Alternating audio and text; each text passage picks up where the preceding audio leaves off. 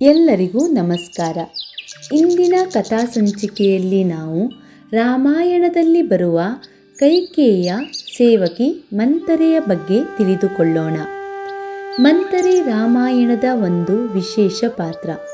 ಮಂಥರೆ ಅಯೋಧ್ಯೆಯ ರಾಜ ದಶರಥನ 3ನೇ ಮಡದಿ ಕೈಕೇಯಿಯ ಸೇವಕಿಯಾಗಿದ್ದಳು. ರಾಮಾಯಣದಲ್ಲಿ ಅವಳನ್ನು ಕುರೂಪಿಯಂತೆ ವರ್ಣಿಸಲಾಗಿದೆ.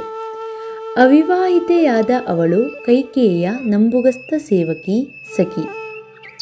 ಅಯೋಧ್ಯೆಯ ಸಿಂಹಾಸನವು ತನ್ನ ಮಗ ಭರತನಿಗೆ ಸೇರಿದ್ದು ಮತ್ತು ರಾಮನನ್ನು ರಾಜ್ಯದಿಂದ ಗಡೀಪಾರು ಮಾಡಬೇಕೆಂದು ರಾಣಿ ಕೈಕೇಯಿಗೆ ಹೇಳಿಕೊಟ್ಟವಳೇ ಈ ಮಂಥರೆ. ಕೈಕೇಯಿ ದಶರಥನನ್ನು ಮದುವೆಯಾದಾಗ ಮಂಥರೆ ಕೈಕೇಯಿಯೊಂದಿಗೆ ಅಯೋಧ್ಯೆಗೆ ಬರುತ್ತಾಳೆ. ಮದುವೆಯಾಗದ ಅವಳ ಮನದಲ್ಲೂ ಮಾತೃಸೆಲೆ ಜಿನುಗುತ್ತಿತ್ತು. ಆದರೆ ಕೈಕೇಯಿಯನ್ನು ಹೊರತುಪಡಿಸಿ ಬೇರೆ ಯಾವ ರಾಣಿಯರೂ ಅವಳ ಕೈಗೆ ತಮ್ಮ ಮಕ್ಕಳನ್ನು ಆಡಿಸಲು ಕೊಡುತ್ತಿರಲಿಲ್ಲ. ಹಾಗಾಗಿ ಅವಳಿಗೆ ತಾನೇ ಬೆಳೆಸಿದ ಕೈಕೇಯಿಯ ಮಗ ಭರತನ ಮೇಲೆ ಅಪರಿಮಿತ ಪ್ರೀತಿ ಇತ್ತು. ಆದರೆ ಒಮ್ಮೆ ಬಾಲಕ ರಾಮ ಆಗಸದ ಚಂದ್ರ ಬೇಕೆಂದು ಹಠಮಾಡಿ ಅಳುವಾಗ ಅಂತಃಪುರದ ಯಾವ ರಾಣಿಯರ ಕೈಯಲ್ಲಿಯೂ ಬಾಲಕ ರಾಮನನ್ನು ಸಂಭಾಳಿಸಲು ಆಗುವುದಿಲ್ಲ. ಆಕಸ್ಮಿಕವಾಗಿ ಅಲ್ಲಿಗೆ ಆಗಮಿಸಿದ ಮಂಥರೆ ರಾಮನನ್ನು ಓಲೈಸಿ ದೊಡ್ಡ ಹರಿವಾಣದಲ್ಲಿ ಪನ್ನೀರನ್ನು ತರಿಸಿ ಆಕಾಶದ ಚಂದ್ರನಿಗೆ ಎದುರಾಗಿ ಹರಿವಾಣವನ್ನು ಇರಿಸುತ್ತಾಳೆ. ಆಗ ಹರಿವಾಣದ ಪನ್ನೀರಿನೊಳಗೆ ಚಂದ್ರಬಿಂಬ ಒಡಮೂಡುತ್ತದೆ.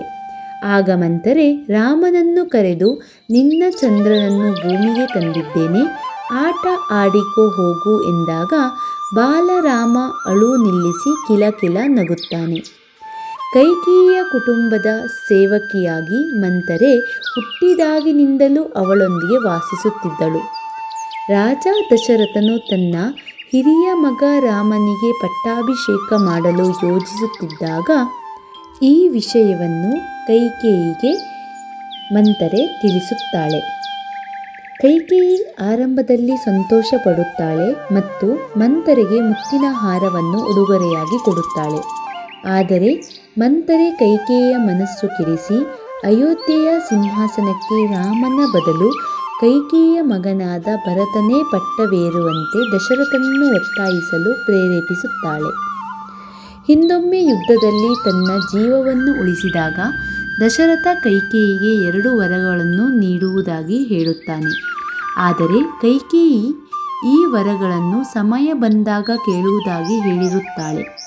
ಅವುಗಳನ್ನು ಕೇಳಲು ಇಂದು ಸರಿಯಾದ ಸಮಯ ಎಂದು ಮಂಥರೆ ಹೇಳಿಕೊಡುತ್ತಾಳೆ. ಕೊಳಕು ಬಟ್ಟೆಗಳನ್ನು ಧರಿಸಿ ಮತ್ತು ಆಭರಣಗಳಿಲ್ಲದ ತನ್ನ ಕೋಣೆಯಲ್ಲಿ ಮಲಗಲು ಅವಳು ಕೈಕೇಯಿಗೆ ಸಲಹೆ ನೀಡುತ್ತಾಳೆ. ಅವಳು ಕೋಪಗೊಂಡಂತೆ ನಟಿಸಿ ಅಳಬೇಕು ಎಂದು ಹೇಳಿಕೊಡುತ್ತಾಳೆ.